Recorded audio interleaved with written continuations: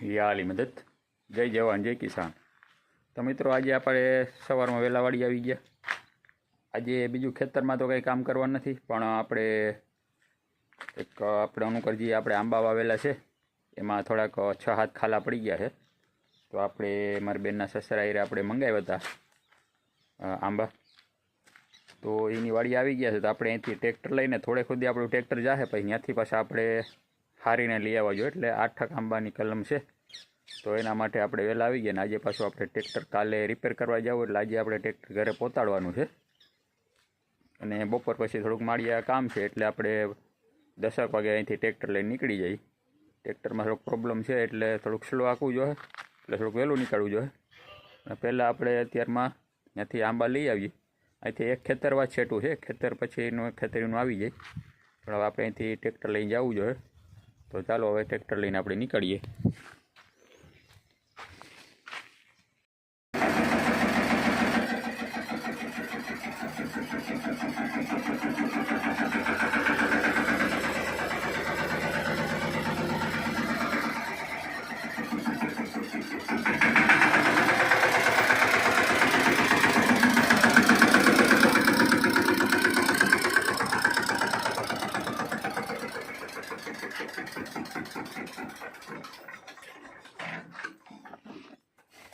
તો આપણે લઈ લઈ, આપણે ભેગું કંઈક લઈ જાવ। તો આ કેરેટ લઈ જાય, એટલે કેરેટમાં પાછા કેરેટ એ વધારે લઈ લેજે, એટલે પાછા આપણે કલમો આમાં રાખવી જોઈએ, નકર રાખશું કે કેરેટમાં શું છે 4 કલમો રહી જાય, પછી આનું કરેક બીજું કેરેટ લઈ લે, એટલે એમાં રાખી દઈએ, પછી બાંધી દે। એકાદું કેરેટ લઈ લે અને વાવણિયા લઈ લે। તો રાખી દીધા કેરેટ, લઈ લીધું વાવણિયું, અને હવે આપણે ઉપડીએ। એટ આમ ફરીને આપણે જે ફુવારા ગોઠવતા હતા ત્યાંથી થઈ અને આગળ જવાનું છે। એ કંઈક લઈ લીધું, એ પહોંચી ગયા આપણે બેનના સસરાની વાડીએ, સાબુદ્દીન બાપાની ત્યાં।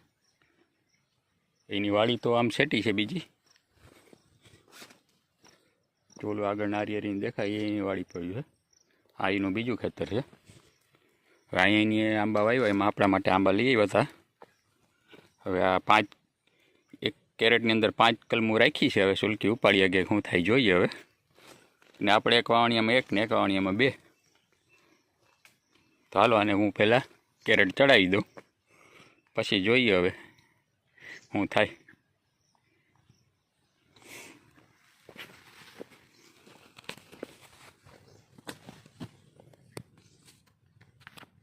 આંબા ગોઠવાઈ ગયા છે ટ્રેક્ટરમાં, આ રીતના 2 પાછળ કેરેટ રાખી અને બાંધી દીધા।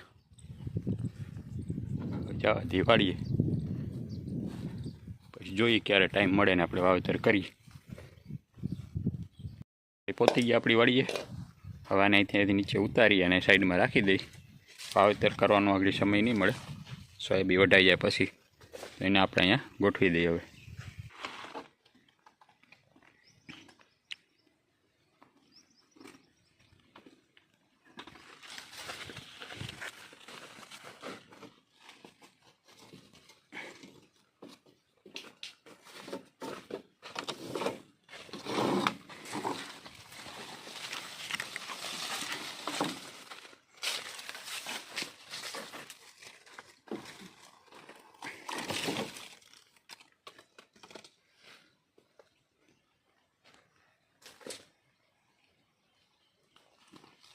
પછી બધી ભેગી કરીને બાંધી દો।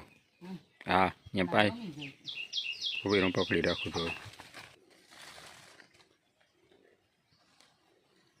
આપણે અહીં રાખી દઈએ ને આ બધાને ભેગા કરીને બાંધી દઈએ, એટલે પવન બવન આવે, પડવાનું ટેન્શન નહીં। કેમ કે આની લંબાઈ છે મોટી, એટલે આ રહે તો નહીં પડી જાય, એટલે આને ભેગા બાંધી દઈએ, બધાનો ટેકો થઈ જાય। તો અને આપણે વાવેતર કરવાનો તો હજી સોયાબી વઢાઈ જાય, બધું કમ્પ્લીટ થઈ જાય પછી વેત આવશે।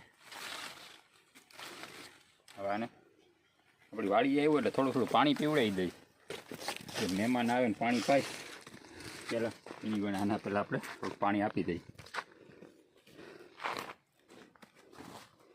અહીં નહીં હોય ડબલું વાંય છે।